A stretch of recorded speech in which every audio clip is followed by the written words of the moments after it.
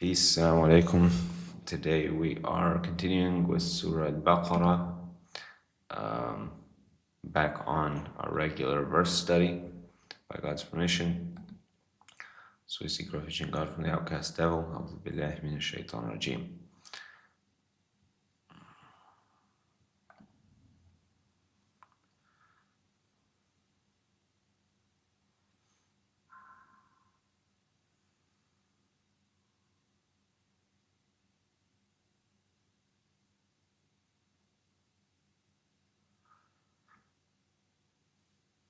So now we're on verse 40.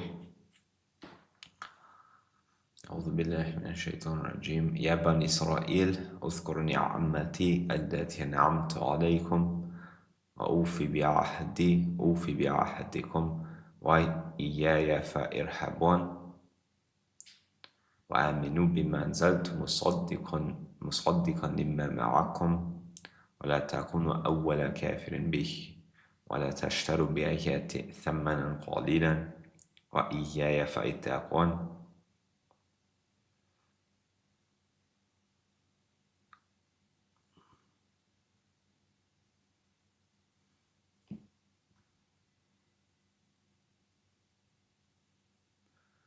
I guess I'll go a bit further. ولا تلبسوا الحق بالباطل وتكتموا الحق وأنتم تعلمون وأقيموا الصلاة وآتوا الزكاة واركعوا مع الراكعين. O children of Israel, remember my delight which I delight upon you, and fulfill my pledge. I will fulfill your pledge, and be afraid of me. And of me be afraid, something like this, and believe in what I brought down, verifying what is with you, and do not be the first denier in it, and do not sell my signs for a small price, and beware of me. And do not clothe the truth with falsehood, and conceal the truth while you know. And stand the prayer and give the purification, and bow with the bowers. So we'll take a second to reflect.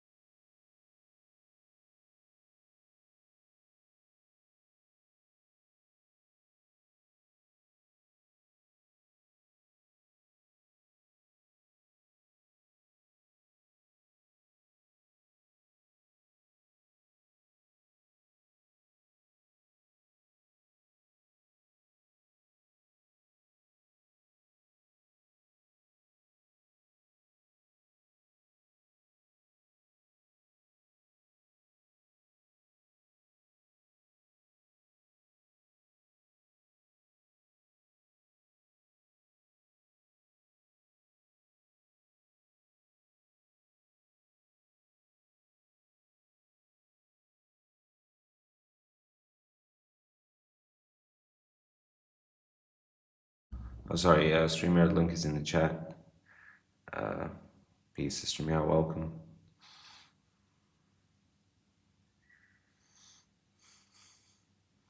Salam, brother.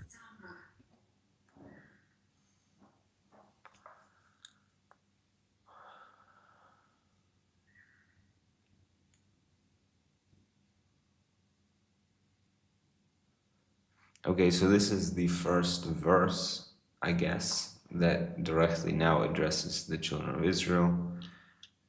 Peace, Brother Mahdi, welcome. Which now, almost for like the rest of the first half of Surah al-Baqarah, it's addressed towards the children of Israel, which is absolutely unique in the Quran.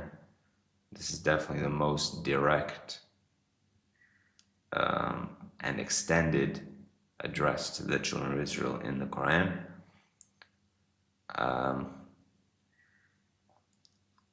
Furthermore, this verse, like 40, kind of repeats another like 1 or 2 times in a similar fashion. Not exactly identical, but what they're called, O children of Israel, remember my delight, which I delighted upon you, or my blessing, basically.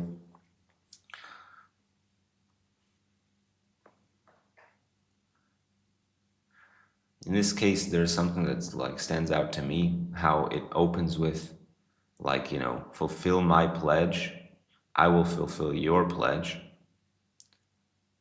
And then it says, be afraid of me, which is very strongly stated, like in the Arabic, I would say, wa iyaya fa'irhabun. It's the same grammar as iyyaka na'budu wa iyyaka nasta'in.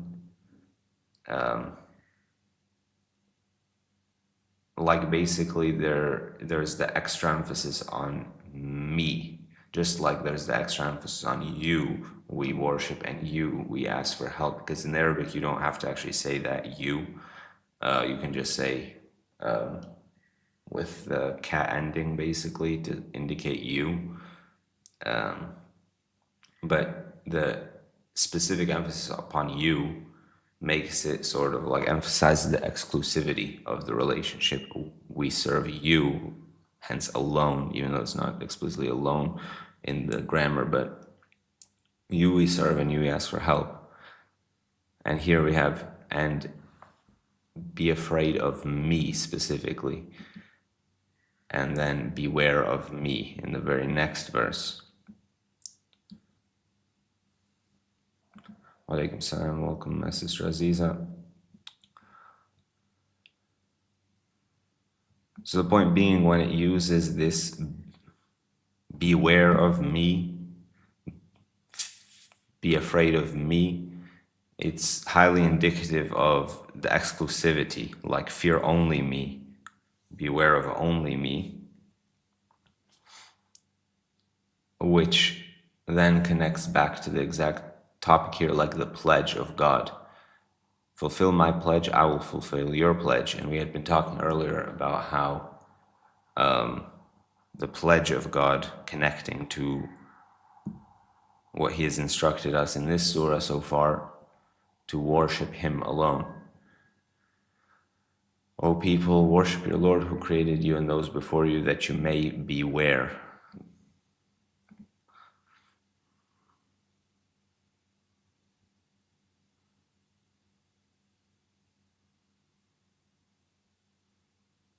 And then in terms of the hypocrites, it was mentioned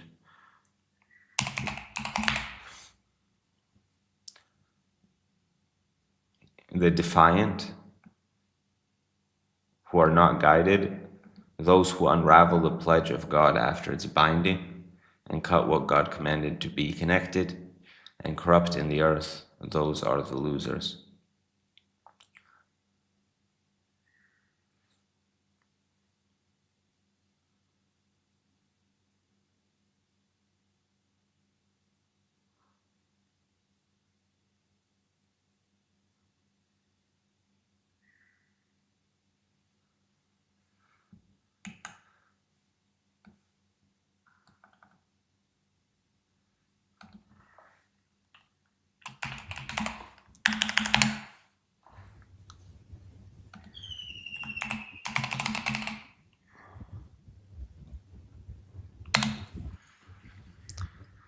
I have a question. So here it starts with Ya Bani Israel, but also Jews can be referred to, children of Israel, so Jews can be referred to as يا الذين يا أيها الذين هادوا, right? So all those, all you those who are guided. So basically, we are taken from the topic of guidance, disobedience, and following the guidance to those who used to be guided. But children of Israel are not referred to by being Jewish or by having been guided, but rather that um, they are children of Israel, or say it's a continuous, um, could be continuous covenant or something. What do you think about that? Why? What's the difference? What do you think the difference is, and also why they refer to here as such? Yeah, you already got at the answer, I think, which was that basically God did exactly take a covenant with specifically the children of Israel at the mount when they received the Torah, and every like knowledgeable child of Israel is still to this day aware of this fact that they have taken the covenant at the mount. So it's like completely recognized the covenant is between the children of Israel and God. It's not between the Jews and God. It's specifically between the children of Israel and God, whom he saved from Pharaoh. So it's the lineage and the entire lineage that pretty much matters.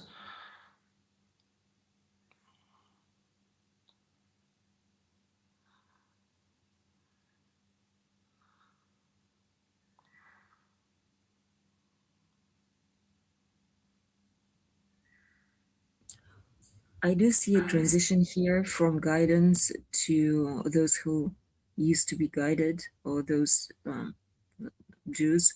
Then there's also that verse, be Jews or Christians, which uses that word for guidance, mm, from guidance onto like not following the guidance.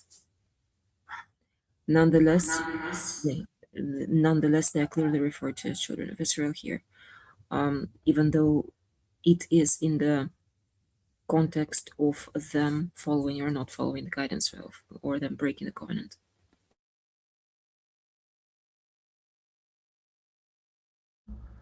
Right.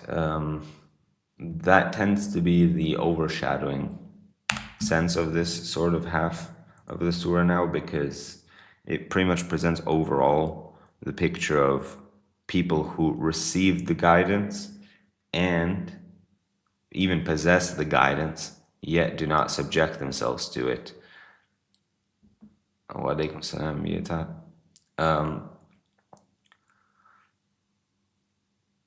But it's not a total condemnation, because they have the opportunity still to follow the guidance, and they have the opportunity still to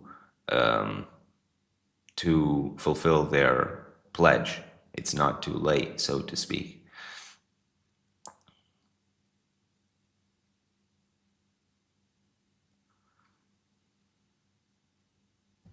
Like they're still being commanded to. Right. And so there's a few things, like actually it's pretty dense in terms of like the implications of some of these wordings. Number one, when he says be afraid of only me in effect and beware of only me in these contexts, well, it implies that refusal to uphold God's pledge is coming from the fear of other than him. Denial of God's verses when they're coming is coming from them being aware or being wary of other than him. And it's pretty easy to speculate as to what they're fearing and what they're being wary of other than God, which is related to their own community, their own identity, their own like Jewish culture, shall we say, which prevents them from like following, number one, somebody who's a non-Jew in general. Number two,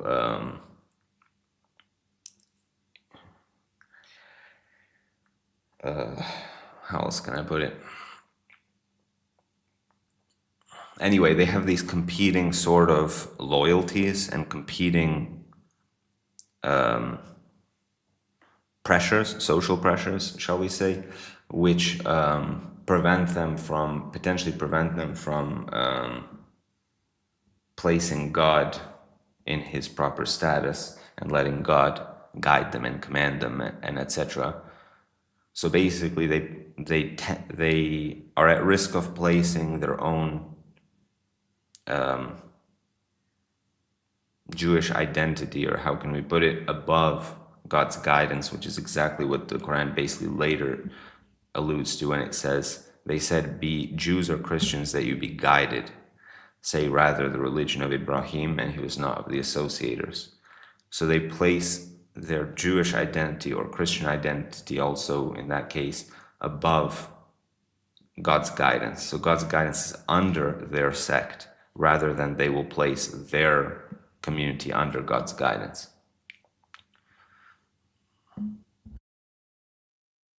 Okay, so there are two verses here, 40 and 41. So they mirror the ending. وَإِيَّاكَ فَارْهَبُونَ and وَإِيَّاكَ فَاتَّقُونَ. And only me, so be afraid, and only me, so beware. Was the pairing here? So first one is about the continuity of the covenant, or actually like fulfillment of the covenant. So stick to the covenant anyway. And the second one, you were warned that the covenant will continue, sort of thing. Am I seeing what you are seeing, or is there anything else?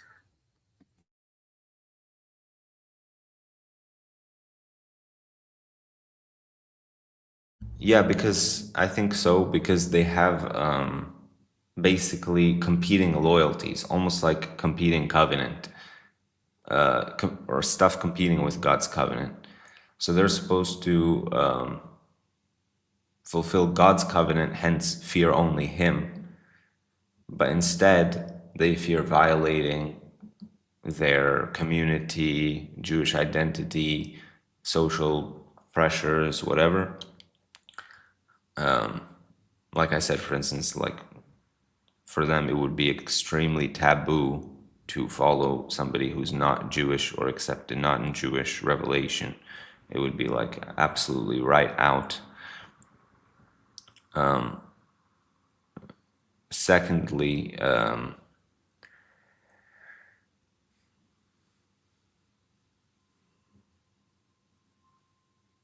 I think the second verse then has a similar context, because why then would they deny? Okay, so like here's the point I'm trying to make, I guess. When they deny what God has now brought down, verifying what's with them, it's not just a random object that they're denying. They're denying the guidance in the same move. You cannot deny one and not the other. So they're denying the book, the guidance, the message. They're denying the confirmation of what is with them, so they're also denying what is with them. So they're denying the Torah, so they're denying their covenant. They do it all at once if they deny. You cannot separate one of those. It just comes together because it's the same message. That's the efficiency of it. So,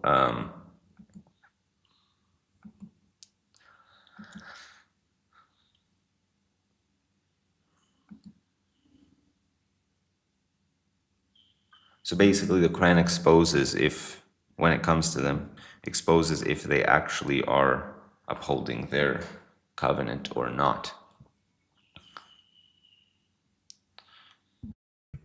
Salam. Walaikum salam. I think there's a parallel to be made again with those that follow sectarian things after the Quran as well, which this can all be a warning towards. And then one other thing I wanted to share was like a structural breakdown in one article that I found. I don't know if this is the time to do it, or maybe it would be better done later. Sorry, repeat the last part. There's not necessarily a structural breakdown, but basically there's a concept of basically regarding the transition between the previous section and this section.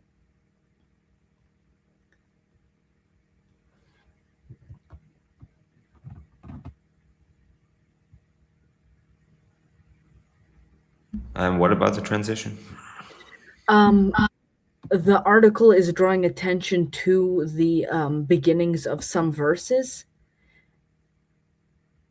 So basically verse structure kind of, which serve to reinforce the point being driven home in these verses.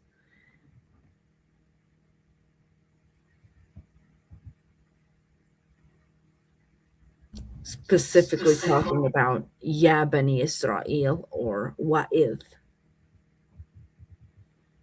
Well, it's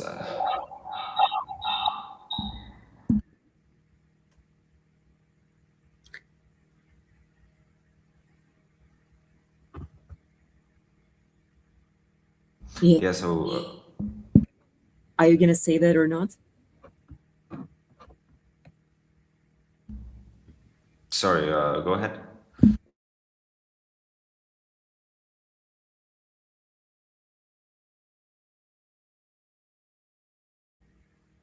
Sorry, Wait, I you didn't hear the mentioned question. yes, you mentioned the article, but you didn't say what it said. Oh, You're gonna sorry. tell us. Okay, Yeah. so basically he has a list of Nikolai Sinai. Basically, he has a list and he's sectioned the surah. Okay, here I go again with my thing. But basically, section 1 is the one that we just finished, which is verses 1 through 39. And he's talking about structural anaphoric parallelisms, which is these beginnings, often in the beginnings of verses that have these like phrases such as Ya Ayyuha or Ya Bani Israel or Wa'idh. And so what's interesting is that in this section, it has many of those wa'idh and when. I can, if it's okay, I can just share it very briefly.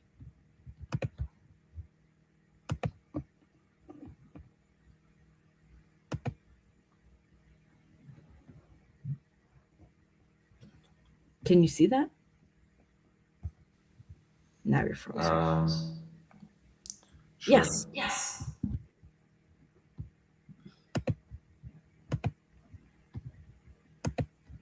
Okay. So the thing I'm trying to point to is that in the previous section we only have one of them, and it talks about Ya ayyuhan nasu a'budu rabbakum. So it's very general, and then the two wa'idhs, which are almost like so basically I'll just say it like this: the two idhs are regarding, or the two reminders of when are regarding the angels, and the story of Adam. So it's very brief and simple, and as we know, the Quran serves as a reminder. And what's super interesting is that in this surah, especially very early on, we have a reminder of things we may not necessarily have personally, of course, not necessarily. We did not personally experience this because we technically, in our conscious memory, were not there when God taught Adam the names, or when the devil refused to prostrate, or when God brought the children of Israel through the river. But in a sense, the descendants of those people were there in some part or form, and the fact that we cannot remember it is a source of humbleness for us, that we don't know everything, but God knows everything. He can remind us in Revelation. And then the other part here is Ya Bani Israel is repeated many times. So this connects with what you were saying, in that the children of Israel are being reminded, and you have Uzkuru, and then you have Wa'idh, and you have the list of so many things, and when, how many things God did for them. And then again, this, and then it continues into the other sections, which I won't skip to right now, but this is kind of what I was trying to say. Oh, yeah. I think Meow was not asking me, but was asking you, Musa. About what? Why the paired ending? Doesn't matter. Yeah, that's a different question. Maybe connected? I don't know.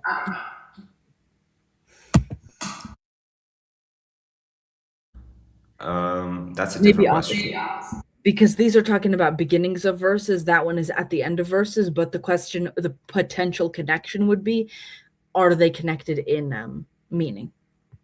That was before your point. Yeah. But I liked, actually, it's quite interesting how, if you think of the yeah, like a direct address, we have that extremely significant verse in 21. O you people, serve your Lord and who created you and those before you, that you may beware. And now, second time, O children of Israel, remember my blessing which I blessed upon you, and fulfill my pledge. I will fulfill your pledge, and be afraid of me. And then the second case, beware of me. It's also interesting, like we just had that verse, just read that verse. Worship your Lord, basically, who created you and those before you, that you may beware. And here it's saying beware of only me.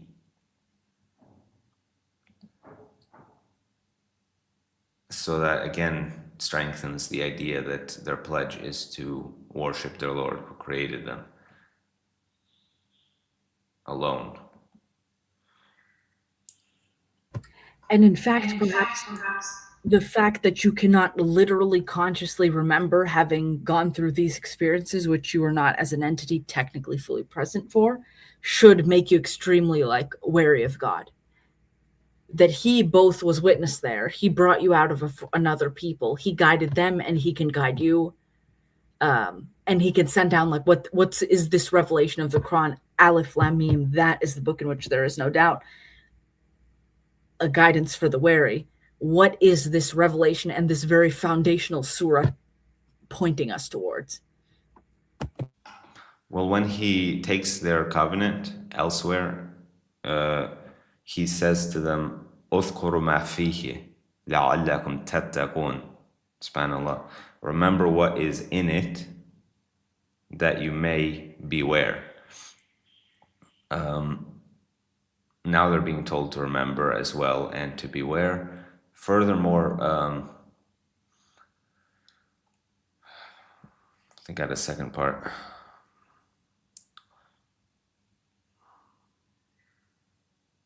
Oh yeah, the covenant, to your point, the covenant was between the children of Israel and God, and it was well understood to be a eternal covenant, meaning a covenant that encompasses their descendants.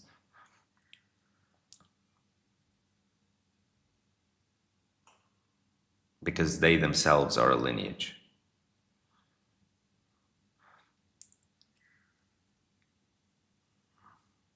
As far as the earlier question of that Sister Miao had made, which was like basically why the double emphasis, or like the 2 times emphasizing be afraid of me, beware of me, I'm not quite sure. I think they're slightly different aspects, and the double emphasis emphasizes even more so the singularity and the covenant to only fear God, only beware of God, only worship God. It's also kind of mirrors how in Surah Al-Fatiha there's also a double in that case. إِيَّاكَ نَعْبُدُ وَإِيَّاكَ نَسْتَعِينُ. You we serve and you we seek for help.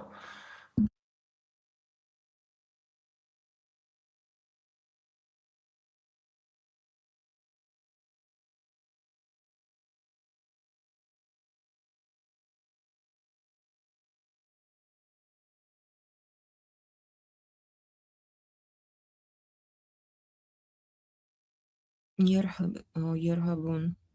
It's the same word that was used in regard to Musa when he picked up the tablets.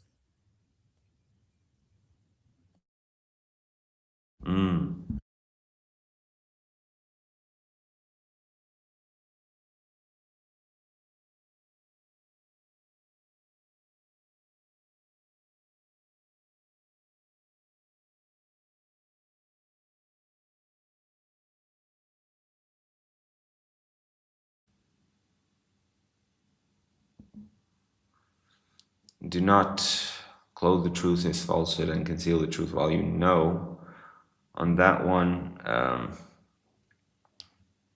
I feel like their denial in general comes from false conditions that they themselves have added, so to speak, to scripture and to religion. So, like their idea that they cannot accept somebody who is not Jewish, their idea that, like elsewhere in the Quran, they say, like, we will not accept a messenger until he brings a sacrifice which fire will consume.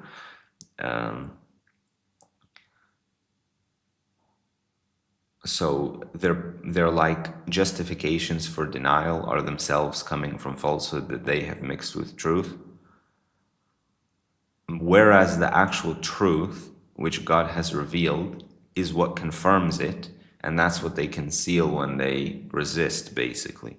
Because they know the underlying message of the Torah is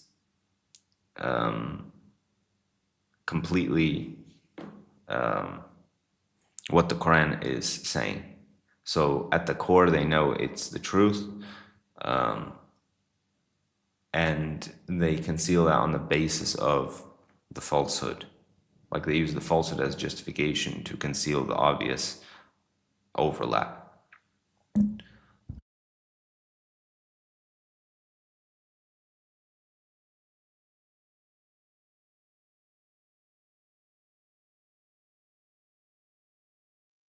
There is a gloss over the word oval in verse 41. So apparently, right after the story of Adam and Iblis disobey, that is not, Bani Israel are not the ones who first did it, but or first rejected it or first did it, but that is somewhat at the forefront of it, or they are the most staunch in disbelief, as another verse says. Doesn't necessarily have to be. And likewise, there's a similar structure. Ibrahim was commanded.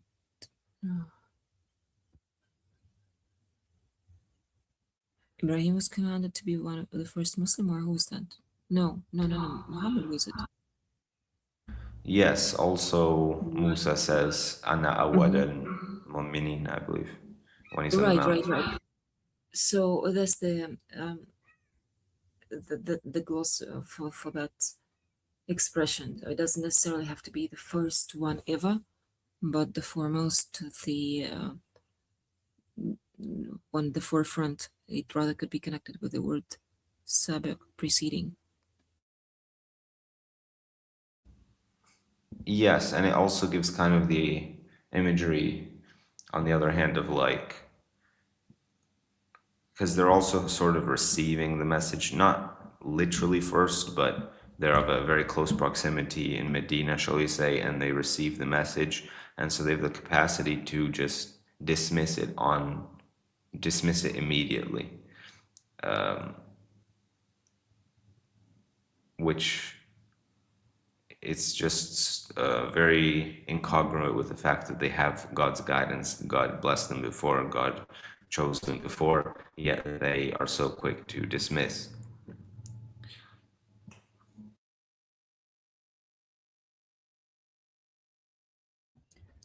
There's also a distinction being made between covering or mixing or dressing truth with falsehood and overall concealing it. So, like, I would say covering or dressing with falsehood, say replacing it with falsehood or putting falsehood front or like on top of truth as a dress to recover, and the other one being concealment, isn't like hiding altogether, not mentioning that it was there, like removing it from the books.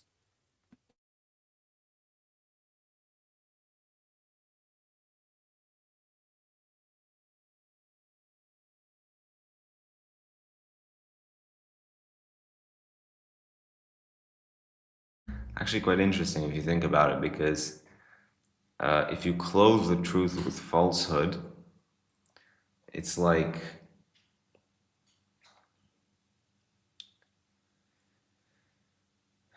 how to put it? No, but we have sugarcoating the truth in English. This is like not sugarcoating. This is like falsehood coating.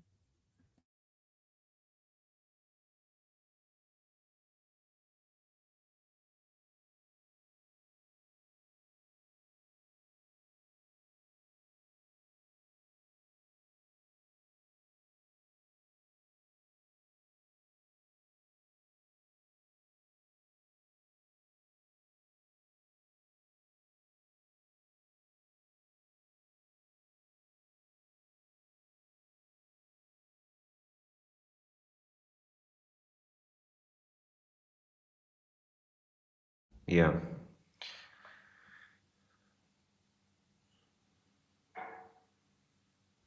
What were you thinking of?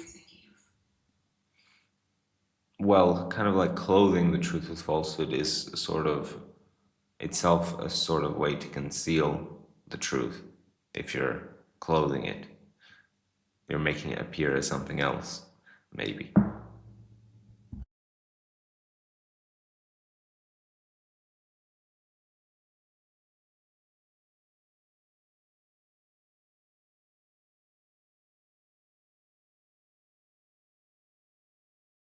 Because the way I read it, like their clothing of the truth with falsehood is the means by which they conceal the truth, so to speak.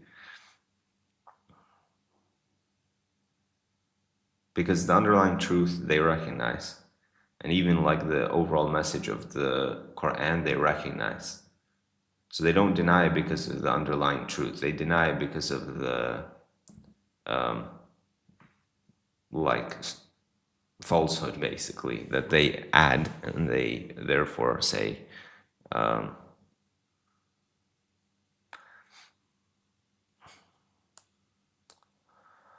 Would it be like twisting the truth for their own benefit? Because the other word is like hiding more so in the sense of suppressing.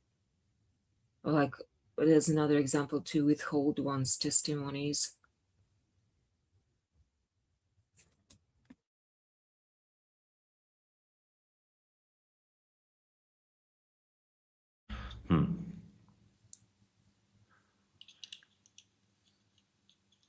Not sure. Also, Brother Mahdi had added talbisu, dress, could also work better. Like bad dressing, mixing. I think that's correct. Dress also works. I'm not sure which one's better per se, but the meaning of this root is I've noted here to put on clothing, be covered, or be confused. Also kind of mixed.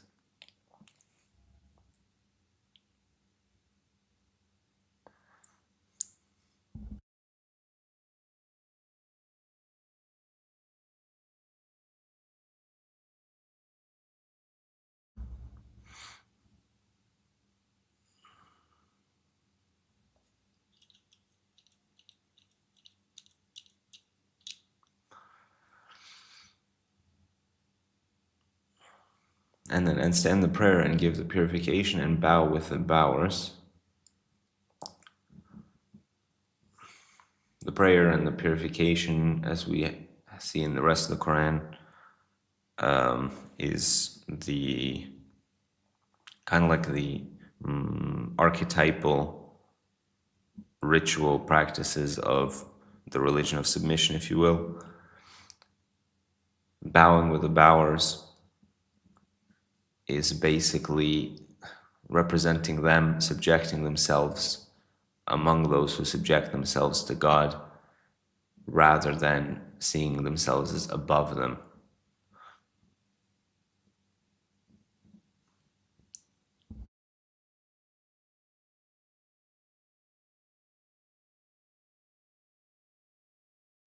Isn't there a connection between bowing with those who bow, and the refusal of Iblis to prostrate?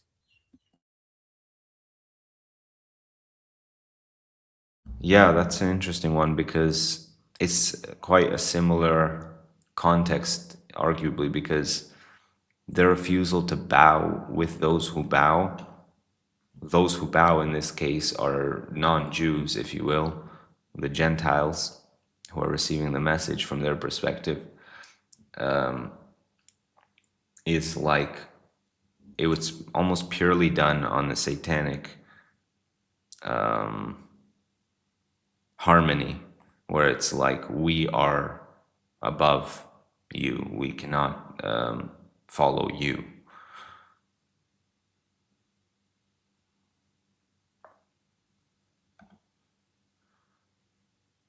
Is that the first reference to the prayer? We have at the very beginning, I think, right? So, who believe in the unseen stand of the prayer, and of what we provide them they spend.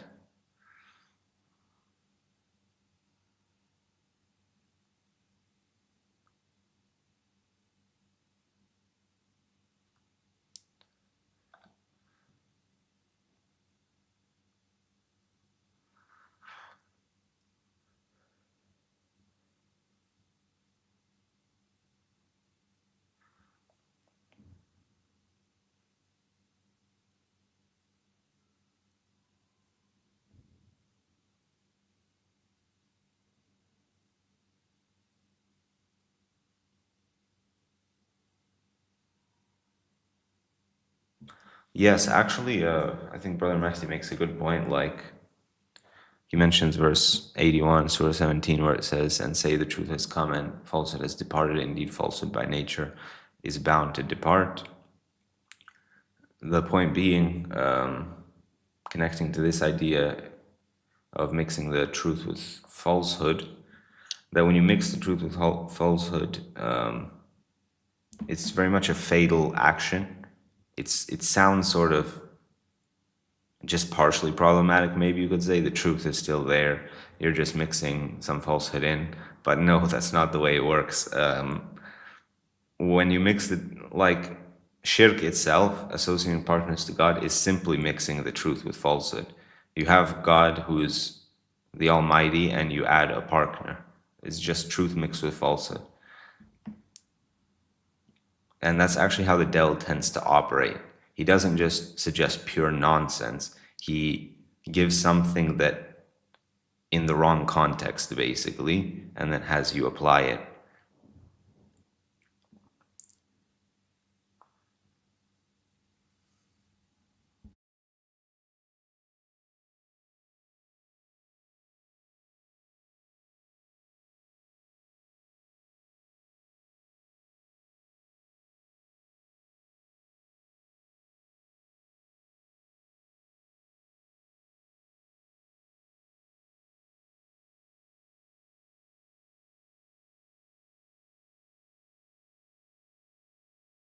So let's read on, I guess. أتأمرون الناس بالبر وتنسون أنفسكم وأنتم تتلون الكتاب أفلا تعقلون واستعينوا بالصبر والصلاة وإنها لكبيرة إلا على الخاشعين الذين يظنون أنهم ملاقو ربهم وأنهم إليه راجعون. Do you command the people with dutifulness and forget yourselves while you recite the book? Then do you not reason? Or actually, usually I go for comprehend here. And seek aid in patience and prayer, and indeed it is surely great except upon the meek, who presumes that they will meet their Lord and that they to him are returning.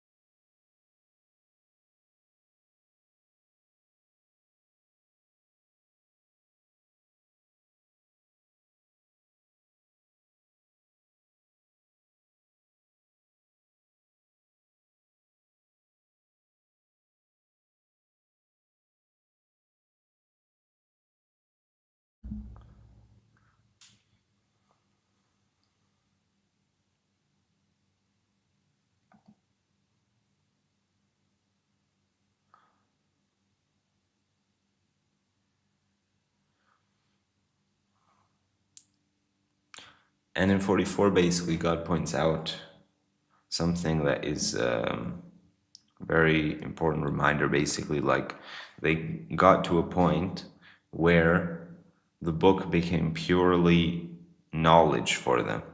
And he doesn't even condemn the book or the knowledge. It's actually, on the contrary, assumed to be accurate information largely. They command the people to dutifulness, but they forget themselves while they recite the scripture. So it's purely like they know right and wrong. They can tell others what's right and wrong, but they lost the ability to apply it on themselves.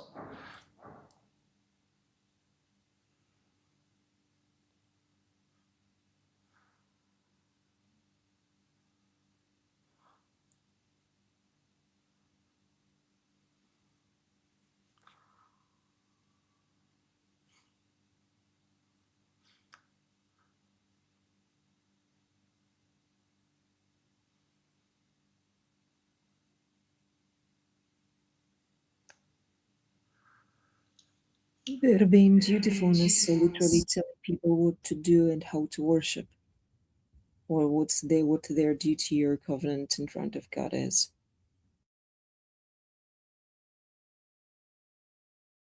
Wow, nice. Yeah, that's a good point. Because they highly emphasize their covenant. And so they, yet while basically not being careful of it themselves.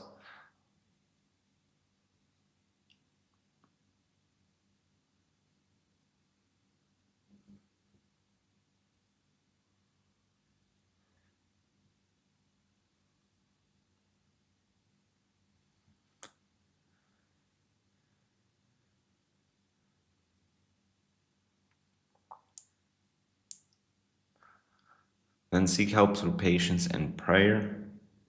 This one also gets repeated later, addressed to the believers.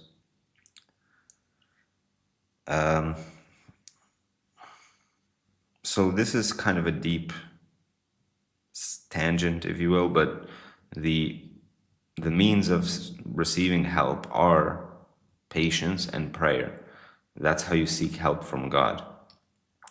Meaning, if there's something you're struggling with, I'm going to take it in the general case. If there's something you're struggling with, then God will help you. You seek His help through patience and prayer. So you're patient in the face of your difficulty, and you pray to God.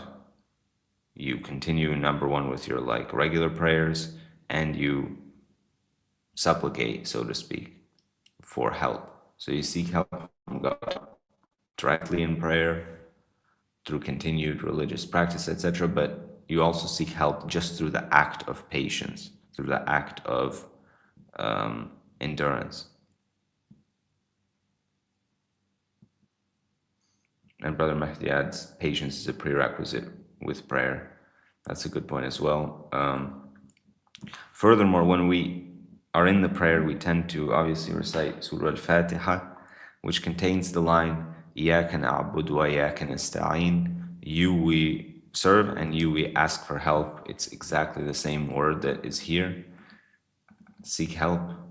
So we literally every time recite that we are seeking God's help, and ideally we should be doing it in that spirit, in a spirit of seeking God's help.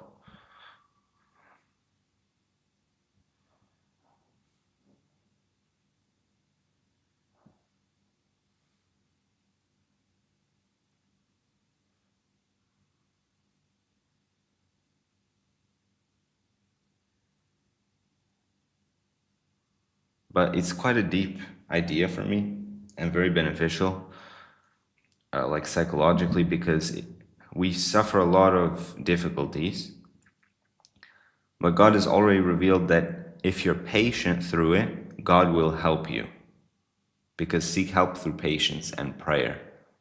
So patience is a means for help. Just enduring through your difficulty is a means of seeking God's help.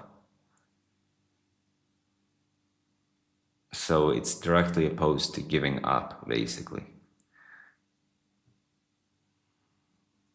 There's also another verse in the same surah that see help for patience in prayer. God is with the patient. Yeah, that adds another dimension actually.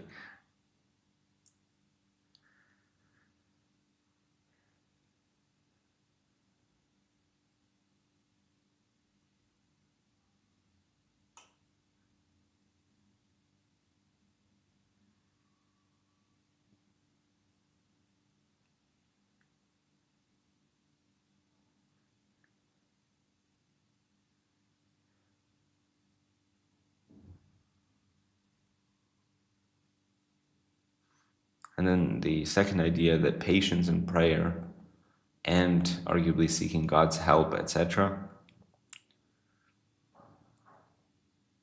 are difficult upon those who are not meek. Basically, on the negative side, those who do not think that they will meet their Lord, shall we say. The opposite of what God emphasizes here. Because if you think about it, if you don't think you will meet your Lord, basically you don't believe in the hereafter, to put it simply. Well, if you don't believe in the hereafter, true patience is actually impossible for you because you're not able to look past your current life and your current reality. Therefore, patience is out of your reach. You cannot endure beyond what you're currently experiencing, especially like true patience. Like true patience would be something beyond your current existence. Therefore, if you don't think you will meet your Lord, if you don't believe in the hereafter, it really is difficult to be patient because whatever you're suffering in this life is all you're focused on, your entire goal. Therefore, it really is a big affliction.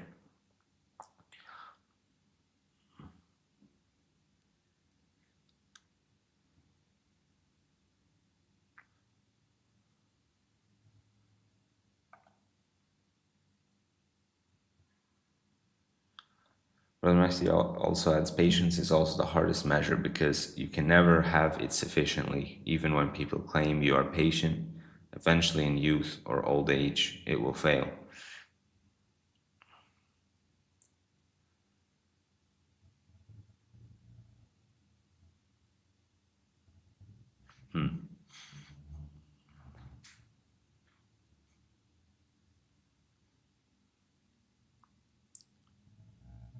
Well, it's again a bit of a tangent, but I find this entire life itself is simply a test of patience. You can summarize the whole thing as just a test of patience because ultimately God is trying to see if we will prefer immediacy over what's with Him or basically over Him. And so that is the fundamental test of patience. So, common ways described as preferring the dunya over the akhirah, preferring the closer over the hereafter. That's the fundamental failure of test of patience.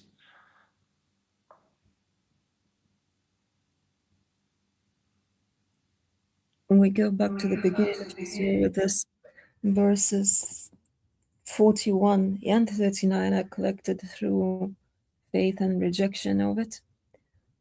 Faith in the signs and rejection, whatever's been sent down, and guidance. The whole section has been connected through guidance, taking us back to the very beginning through the second reference to the Salah.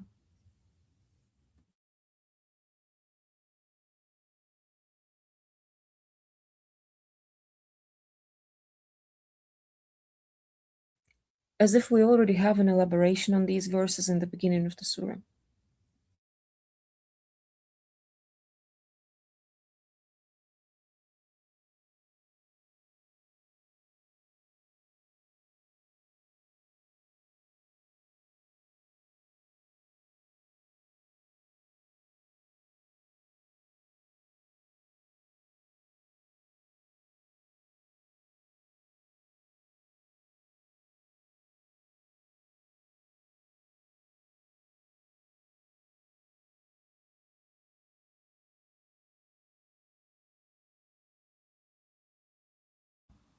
Also, I think this word khasha'in is interesting meek, kind of lowly, so to speak, humble, which connects well to submission.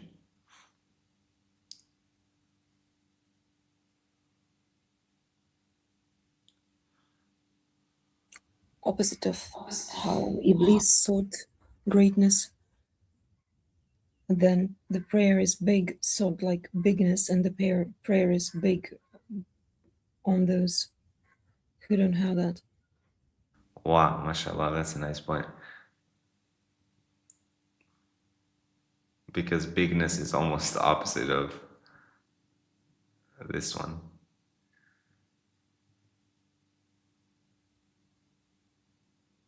Greatness and humbleness. So like it's hard to humble yourself if you are arrogant.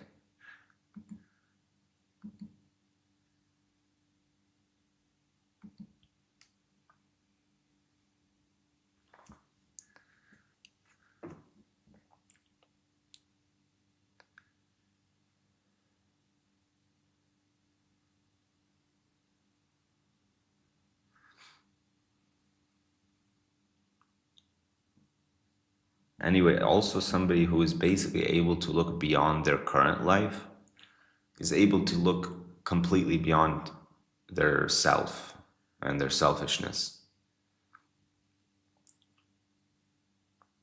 So they can then humble themselves.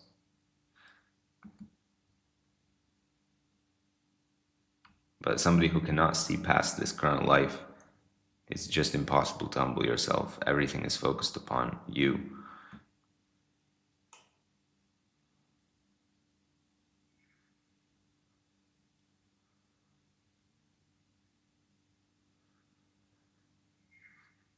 Brother Mahdi adds, were the messengers not the most patient? Ayub, peace be upon him, and the others? That's a good point. God did emphasize their patience in general, not just for Ayub.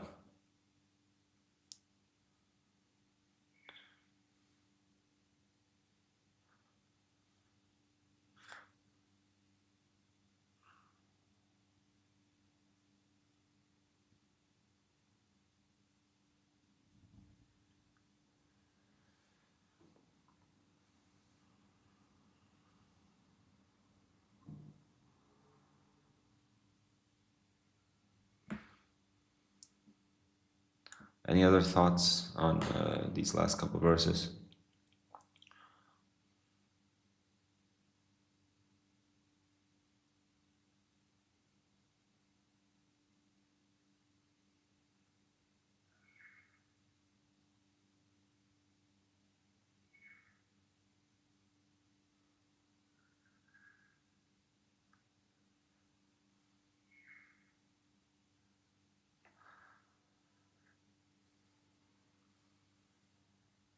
Well, we had, actually, it's kind of a point similar to what Sister Mia was saying, but we had at the beginning of the surah some pretty similar stuff in terms of God defined who the book will be a guidance for. It'll be a guidance for those who believe in the unseen, stand the prayer, and from what we provided them, they spend the zakah basically, and they believe in what was sent down to you and what was sent down before you, and of the hereafter they are certain. Actually, all of those elements are here, arguably. The prayer, stand the prayer, out of what we provided them they spend, believe in what was sent down to you and before you, and of the hereafter they are certain.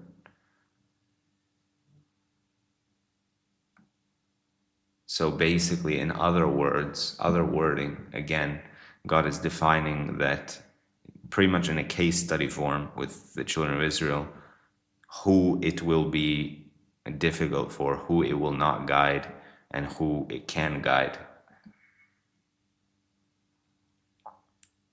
No, but it's the same thing as with the angels. So they were angels, and the command was given to everyone. And in the beginning, the surah addresses all the people, and then among them included there are the children of Israel. It's not like if you are there, so you're special, and the command does not apply to you because you think you're special. So if the command is given to all the people and you are among the people, then that also applies to you.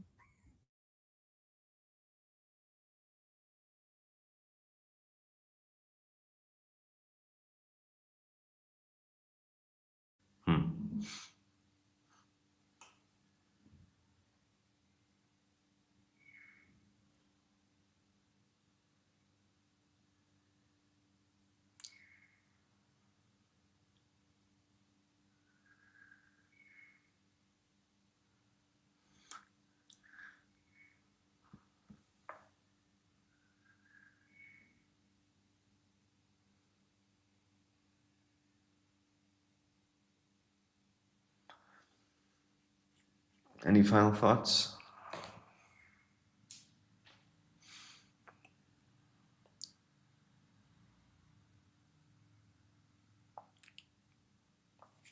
Okay, alhamdulillah, I hope it was beneficial for you guys as well. And our next session is after tomorrow, God willing. So hope to see you guys there again. Assalamu alaikum. It was indeed. Thank you. Till next time, inshallah.